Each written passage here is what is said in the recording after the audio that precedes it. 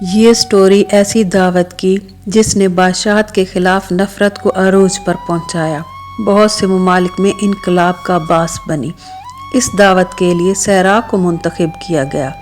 صحرا کو جنگل اور خوبصورت باغات میں تبدیل کیا گیا فقط اس دعوت کے لیے۔ 15,000 درخت جہازوں پر منگوائے گئے۔ اٹلی سے جارج ٹروفٹ باغبان کو بلایا گیا تاکہ خوبصورت ماحول کریٹ کیا جا سکے۔ 30 کلومیٹر تک کے علاقے پر کیمیکل کا چھڑکاؤ کیا گیا تاکہ تمام انسیکٹ اور چھوٹے جانور مر سکیں۔ یورپ سے 50,000 خوبصورت پرندے منگوائے گئے اس علاقے میں چھوڑنے کے لیے۔ 20,000 اسپینش چڑیوں کو بھی لایا گیا، مگر صحرا کے گرم ماحول کی وجہ سے وہ جلد مر گئیں۔ شاہی خیموں کا ایک شہر آباد کیا گیا۔ ان کی تعمیر کا کام پیرس کی مشہور کمپنیز کو دیا گیا۔ اس دعوت کو دعوتوں کی ماں کا ٹائٹل دیا گیا۔ یہ دعوت تھی ایران کے شاہ رضا شاہ پہلوی کی۔ دعوت نامے 1 ایئر پہلے ہی سب کو مل چکے تھے۔ کھانے کا انتظام فرانس کے مشہور ڈی پیری ریسٹورنٹ کو دیا گیا۔ فرانس سے 18 ٹن غذا منگوائی گئی۔ 6 ماہ تک ایرانی ایئر فورس سامان کی ترسیل کا کام کرتی رہی۔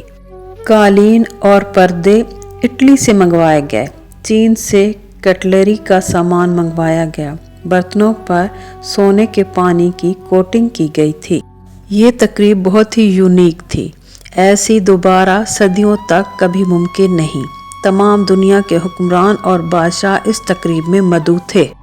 پاکستان سے صدر یحییٰ خان نے یہ تقریب اٹینڈ کی تھی۔ ایک جگہ پر پہلی دفعہ اور شاید آخری دفعہ اتنی بڑی تعداد میں دنیا کے حکمران اور بادشاہ جمع تھے۔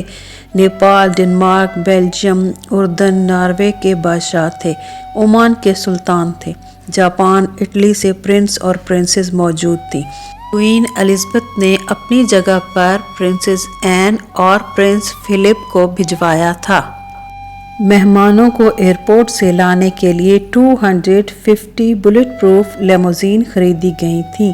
میڈیا اور سفارتکاروں کے لیے 5 اسٹار ہوٹل کے ہم پلہ 2 ہوٹل تعمیر کیے گئے۔ بے دریغ پیسے کا استعمال کیا گیا۔ آپ کو یہ جان کر حیرانگی ہوگی کہ پہلی شام کے ڈنر کی ٹیبل 70 میٹر لمبی تھی۔ اس ٹیبل کے کور کی تیاری میں 125 خواتین نے حصہ لیا تھا۔ 6 ماہ تک کی محنت سے یہ کور تیار کیا گیا تھا۔ 3 قدیم بحری جہازوں کی ریپلیکا بھی تیار کروائی گئی جن پر کروڑوں روپے کی لاگت آئی۔ اس تقریب کا مقصد دنیا کو سب اچھا کا تاثر دینا تھا، جو کہ حقیقت نہ تھی۔ ایران میں اس وقت اظہار رائے پر پابندی تھی۔ حکومت کے خلاف بات کرنے والوں کو گھروں سے اٹھایا جاتا اور لاشیں ہی واپس آتی۔ انسانی حقوق جیسے الفاظ یہاں اجنبی ہو چکے تھے۔ سیاسی قیدیوں کو سزائے موت دینے کی شرح دنیا میں سب سے زیادہ تھی۔ نصف آبادی غربت کی لائن کے نیچے زندگی گزارنے پر مجبور تھی۔ شاہ کے حکم پر پورے ملک کو سیل کر دیا گیا۔ اسکول اور یونیورسٹیز بند ہو گئیں۔ احتجاج کے خوف سے ایرانی نوجوانوں اور سیاسی رہنماؤں کو 6 ماہ پہلے ہی قید خانوں میں ڈال دیا گیا۔ مگر افسوس، ایسے حالات میں بھی میڈیا کی تمام تر توجہ ملکہ فرح کے ملبوسات پر تھی اور ان کے زیورات پر تھی۔ ایتھوپیا کے بادشاہ کے کتا بھی خبروں کی زینت بنا، جس کے گلے میں بیش قیمتی ہیروں کا پٹا ڈلا ہوا تھا۔ اس 3 روزہ تقریب نے جلتی پر تیل کا کام کیا اور احتجاجی مظاہرے شروع ہو گئے۔ سیاسی اپوزیشن پارٹیاں یکجا ہو گئیں۔ امام خمینی اس وقت جلا وطنی کی زندگی عراق میں گزار رہے تھے۔ اس 3 روزہ تقریب کے اختتام پر شاہ پر پوری دنیا میں تنقید شروع ہو چکی تھی۔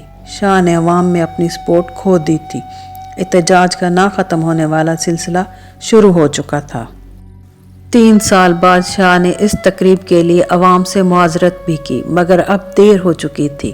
1979 میں انقلاب ایران کی وجہ سے رضا شاہ پہلوی کو اقتدار سے ہاتھ دھونا پڑا۔ آج بھی ایران میں یہ کھنڈرات موجود ہیں اور شاہ کے کیے جانے والے مظالم کی داستان بیان کرتے ہیں۔